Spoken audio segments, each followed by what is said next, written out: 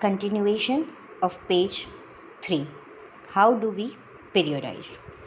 In 1817, James Mill, a Scottish economist and political philosopher, published a massive 3-volume work, A History of British India. In this, he divided Indian history into 3 periods: Hindu, Muslim, and British. This periodization came to be widely accepted. पीरियडाइज इस part में ये बताया गया है कि एक Scottish economist और वो पॉलिटिकल फिलोसोफर था जिनका नाम जेम्स मिल, उन्होंने 1817 में अब एक बुक लिखी थी 3-वॉल्यूम वर्क की, a history of British India. ये 3 लाइन आपको अंडरलाइन करना है। क्वेश्चन आ सकता है, who was James mill, in which year he wrote a book, name the book. इस बुक को उन्होंने डिवाइड किया था 3 पीरियड में, हिंदू, मुस्लिम और ब्रिटिश।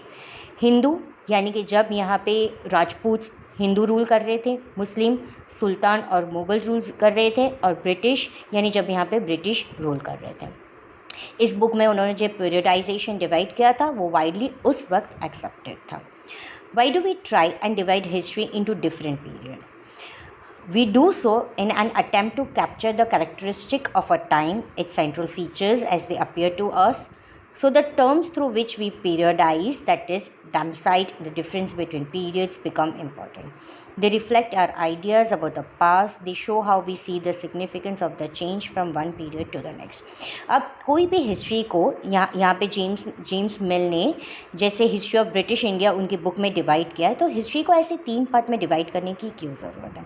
इसलिए करने की ज़रूरत है क्योंकि एक पीरियड में मुझे उस राजा के बारे में, उसकी प्रोग्रेस के बारे में, उसके फीचर्स के बारे में पता चलता है। दूसरे पीरियड में मैं दूसरे जो सुल्तान यहाँ पे आए थे, जो मुग़ल्स यहाँ पे आए थे, उनके आर्किटेक्चर, उनकी इकोनॉमी के बारे में बात करूँगी। जब यहाँ ब्रिटिश आएगी तो उनके बारे में, तो तीनों की आइडियाज़ को कंपेयर भी करूँगी और एक पीरियड से दूसरे पीरियड में क्या चेंज हुई है वो भी ईजीली पता चलेगा।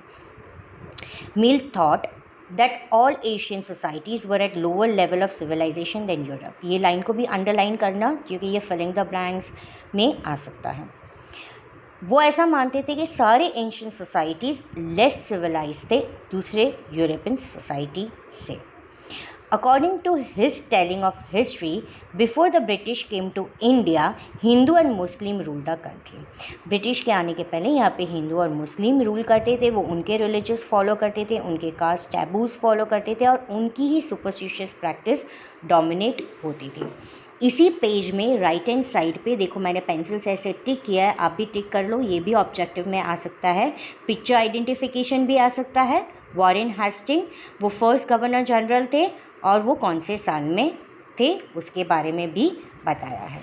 Now we will move on page number 4। British rule, Mill felt could civilize India.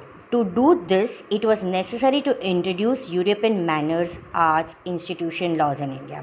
Mill in fact suggested that British should conquer all the territories in India to ensure the enlightenment and happiness of Indian people. For India was not capable of progress without British help.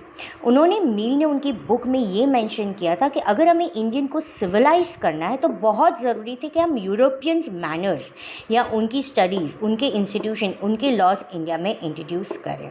उन्होंने ये suggest किया कि अगर British यहाँ पे सारी territories capture कर लेती है तभी लोग खुश होंगे और इंडिया उनके हेल्प से ही प्रोग्रेस होगी।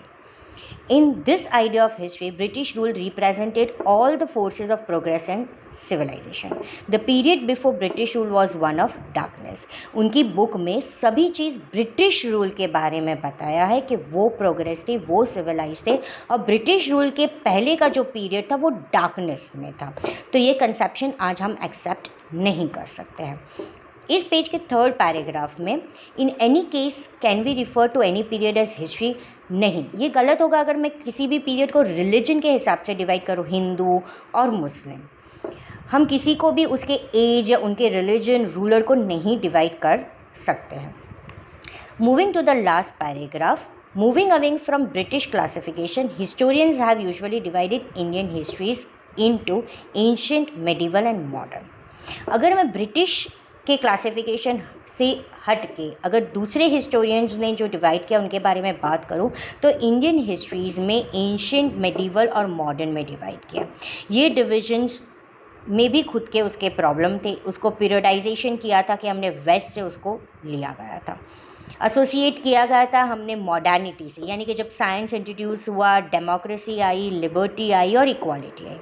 मेडिवल टर्म तब था जब मॉडर्न फीचर्स नहीं थे यहाँ पे।